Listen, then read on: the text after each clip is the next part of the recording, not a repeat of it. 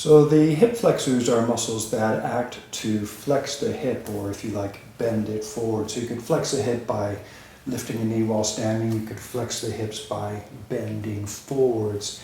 And actually bending forwards, your hip flexors may not actually be active because gravity, you can use gravity to bend you forward or flex your hips while you're standing. But as well as bending the hips forward, the hip flexors can actually resist the hips bending backwards. So if you're in a lunge, if you sink down, you're stretching the hip flexors, but if you turn the hip flexors on, you can actually resist the hips being extended, or you could gradually or slightly resist the hips being extended.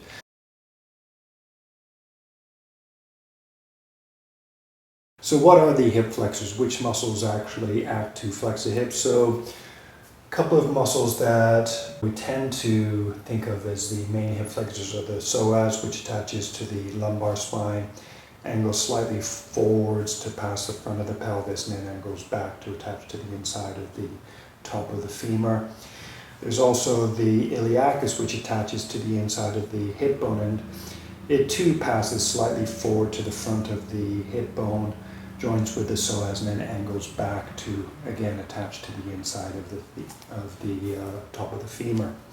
So the iliacus and psoas mainly act near the top of the femur, and you could think of the psoas as a multi-joint muscle because it attaches to the various lumbar vertebrae, passes the hip bone, and then attaches to the femur. Meanwhile, the iliacus is a single joint muscle.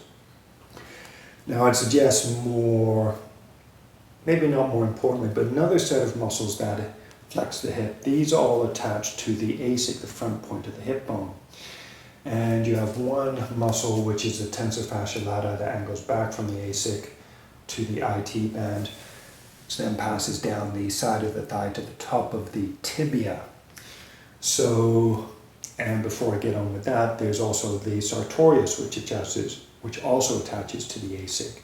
It passes down the inside of the thigh, so in front of the bulk of the adductors, but behind the vastus medialis. It passes below the knee to attach to the inside of the tibia. Now both of those muscles not only work on the hip joint, but because they cross the knee, they also work on the knee or are affected by the knee.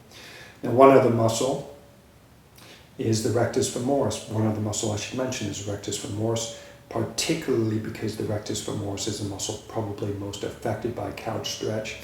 The rectus femoris is one of the quadriceps muscles. So the quadriceps are the three muscles at the front of the thigh, the bulk of the thigh, but also the rectus femoris. And I like to think of them as four separate muscles. I generally refrain. I would sooner see these muscles divided up into parts because it better reflects the function. But anyway, rectus femoris attaches to the ASIC as well, or just below the ASIC, passes down the front of the thigh, attaches to the kneecap, and from there to the tibia. Now for knee, so if you are just lifting the knee like that, you could probably feel your hip flexors activating, the hip flexors that attach to the ASIC. You can probably feel them activating when you lift your knee. If you just place your hands below the ASIC, you can feel them activating when you lift your knee. So with those three muscles, the condition of the knee, whether it is relaxed or active, in particular whether it is active with the knee bent or active with the knee straight, that can have an effect on the hip flexor muscles. And this is one reason I bring this up, is that we can use this information to help make the couch stretch a little bit more of an effective stretch. And rather than going on about these muscles, I'll talk about them a bit more in the next video. For now, let's get on with a simple version of the couch stretch.